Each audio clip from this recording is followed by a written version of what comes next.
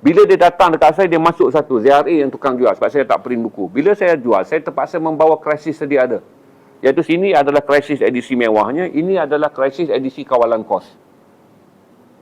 Macam mana saya nak buat? Maka berlakulah pada saya ni jadi volatility, jadi uncertainty, jadi complicated, jadi ambiguity. Tapi oleh kerana saya drive seorang, kereta satu pemandu tak adalah konflik. Maka saya brief dekat anak saya, senang je lah. Kita considerkan benda ni sebagai promotion. Ini promotion saya kata, supaya image kita sebagai syarikat yang mahu menyiapkan 28 kitab Imam Ghazali tercapai.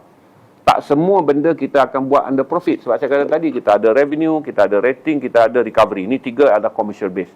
Tapi saya beritahu dekat anak saya, Ilham, untuk belajar. Yang ini adalah kita punya responsible dan reputation. Di mana tanggungjawab kita nak bawa Imam Ghazali dalam bahasa Malaysia sebanyak mungkin kita buat under responsible. Reputation. Kita tak diberi mandat oleh kerajaan, kita bukan syarikat yang ada grant.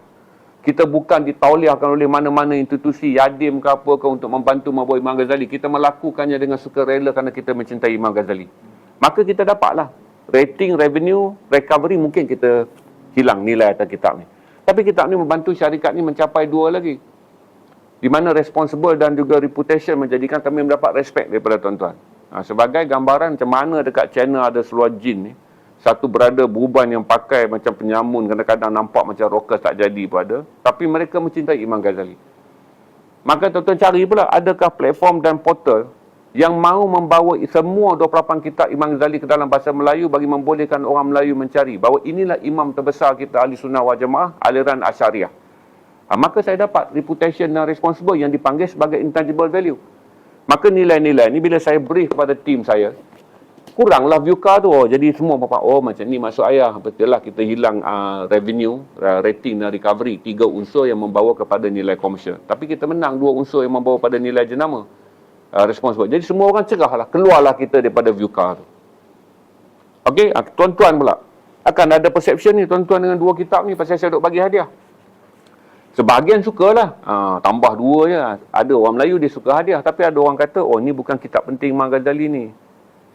Kan saudara akan kata Asra As-Sawam dan juga Ayuha Al-Wadat ni bukan kitab penting kan, sebab tu aman diterbitkan dalam bentuk macam ni. Dia tak datang dalam edisi mewah mengikut tradisi ZRA Stream yang sentiasa datang dengan edisi mewah. Padahal ini adalah perpindahan baru perniagaan daripada kami bergantung pada buku IDBE yang selalu keluar dalam edisi mewah, tetapi mereka sendiri pun terhad untuk mendapatkan 28 kitab Imam Ghazali. Maka kita bekerja dengan Bibliopress, sebuah syarikat kecil. Itu cara saya bagi tahu pada tuan-tuan. Oleh kerana VUCA, bila berlaku pertentangan begini, semua pihak nak menang.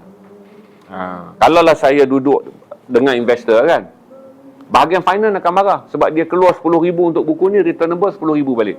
Dia no profit. Profit datang masih lagi dengan combo ni. Ataupun yang dah habis saya jual siang tadi, Imam Ghazali Ihya Ulumuddin. Marketing juga akan marah.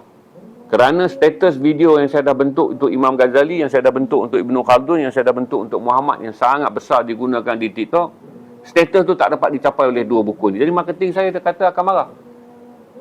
You tak boleh meletakkan 2 kitab ni setara dengan kitab-kitab yang lain kerana kamu jadikan dia sebagai kitab ecer. Jadi akan ada konflik. Tapi bagi syarikat yang sekarang ni, buat masa sekarang saya dah keluar daripada perniagaan korporat, saya pun tahu di korporat dulu jadi susah. Sebab semua orang nak menang dalam zon yang dia wallet. Marketing tak maulah rekod dia nampak macam, kenapa kita jual 10 buku tapi 3 je video kita yang mendapat tumpuan di media sosial. Finance pula kata, kepatutnya bila kita dah ada 10 title, profit kita akan naiklah 10 kali ganda sebulan. Tapi kenapa remain pada 6 kali ganda je, di mana 4 title Imam Ghazali yang datang dalam bentuk nipis ni tak boleh menilaikan dia pada nilai komersial. Maka kerana semua orang nak menjaga kepentingan jabatan ataupun department, maka semua department nak KPI dia cantik, maka percakaran kerana wallet zone ni, zon perang ni mencetuskan kemusnahan pada syarikat. Kerana semua orang tak boleh bernegosiasi. Sekarang saya negotiate dengan diri saya sendiri, bolehlah, this 5R belong to me. Tapi kalau 5R ni, rating datang daripada pihak marketing dan promotion, revenue duduk dekat kuasa finance, recovery, kawalan untung dan rugi ada dekat finance, responsible ada dekat brand, reputation ada dekat marketing dan promotion. Maka bergaduhlah semua segmen ni. Kerana mereka tidak memperjuangkan bentuk 360 darjah keperluan syarikat. Semua bercakap tentang kek segmen mereka. Final tak mau nampak dia spend 100 ribu, collect 180 ribu. Dulu dia kata spend 100 ribu pun, dulu kita spend 80 ribu pun 160 ribu. Now kita tambah 20 ribu, that 20 ribu tak boleh buat duit kerana masalah kitab nipis Imam Ghazali. Itu saya jelaskan pada tuan-tuan mana VUCA bermula adalah kerana kita membesarkan ketua-ketua jabatan untuk melindungi jabatan, bukan untuk melindungi keseluruhan syarikat. Yang kedua, konsep mesyuarat yang sangat lemah dalam mencapai keputusan sebab semua orang menjaga kepentingan mereka. Jadi tak ada orang dia berjaya kekkan diri dia sebagai I'm the company, our department is company. Sebab semua orang kata saya ni adalah leader jabatan, our department is our department. Itulah yang selalu saya lihat selama 6 syarikat saya bekerja. Bos-bos yang buat kita termuntah nak masuk meeting ni adalah yang semua tu safe bontot dia. Dia tak faham bahawa dalam era VUCA, dalam era ketidaktentuan berniaga, dalam era ketidaktentuan kita harus membuat keputusan yang dipanggil sebagai satu adalah refleksif, cepat dan pantas pada keadaan semasa. Semacam saya nak refleksif lah. Sebab stok kitab ni akan datang dekat saya banyak untuk mengisinya pada bulan Ramadan. Jadi sekarang saya jual dulu supaya edisi satu-satu sampai dekat tuan-tuan. Oh, semua baca, aku nak hantar. Kan saya nak bawa edisi ni kepada edisi tuan-tuan beli untuk amal jariah. Yang saya jangka pada bulan Ramadan, orang akan beli banyak untuk hantar ke masjid bila saudara dah mula pergi ke surau, pergi ke masjid. Saudara rasa, elok letak kitab ni. Maka saya jalankan kempen sekarang untuk make sure the quality sampai kepada reader dulu. Reader baca-baca, barulah dia akan jadi donate. Orang yang akan membawa kitab ni untuk tujuan penjualan kepada masjid dan surau sebagai bacaan bulan Ramadan. Maka sekarang kami tak buat untung kerana dia jatuh di bawah promotion hand handling. Berarti saya tak buat word of mouth. Hand handling. Tonton baca, bagus lah. Bulan Ramadan aku baca sendiri 3 jam dah habis. Maka saudara akan beli pada kempen bulan Ramadan. 2-3 hari nak masuk bulan Ramadan, saya akan lancarkan.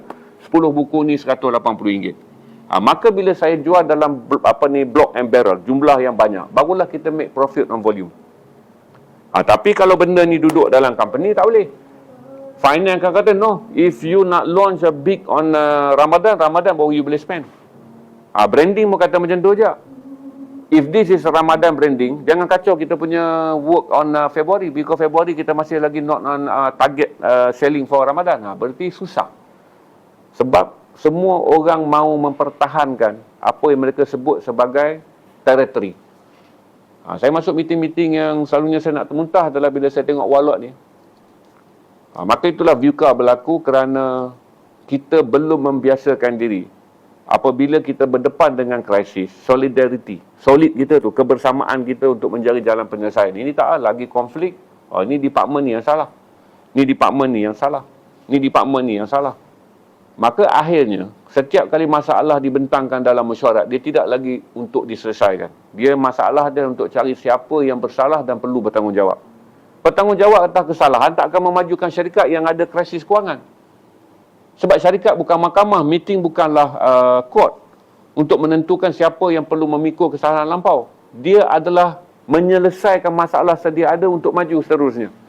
Tapi selalunya 3/4 meeting ni buang masa untuk bagi tahu salah siapa. 1/4 saja untuk cari solution kerana mindset. Mindset kita ni telah menjadikan apabila kita berdepan dengan masalah, kita nak cari pesalah. Bukan berdepan dengan masalah nak mencari penyelesaian. Bila kita berdepan dengan tekanan, kita nak cari siapakah yang harus menanggung beban. Bukan tiap kali kita menerima tekanan, kita nak selenggarakan proses kebersamaan dalam menyerap tekanan. Itu yang saya belajar banyaklah daripada VUCA kalau saya nak interpret pada tuan-tuan tentang bagaimana hari ke hari saya alami juga benda yang sama. Faham tak? Kalau saya tak tahu, ni first time saya jawab VUCA dalam dengan analogi yang begini. Kita ada berapa ratus orang sana? 1,400 orang kita vote sekejap. Sebab saya dah mula ambil analogi. Saya nak tahu analogi ni make sense tak? Supaya saya boleh baiki analogi saya pada masa akan datang. Jadi saudara yang rasa analogi saya buat saudara faham tentang VUCA, saudara kata ya. Kalau saudara kata tak faham lah bang, abang jawab macam mana pun kami blur. Okay? Bagi mereka yang tak pernah dengar VUCA, jangan involve. Kecuali kalau saudara faham malam ni. Sebab VUCA ni kita dah bincang lama, 3 tahun sudah. Lama-lama sekali ada orang tanya. Lama-lama sekali ada orang tanya. Biasanya mereka yang follow video-video VUCA saya di YouTube ataupun VUCA saya di Facebook yang masih ada.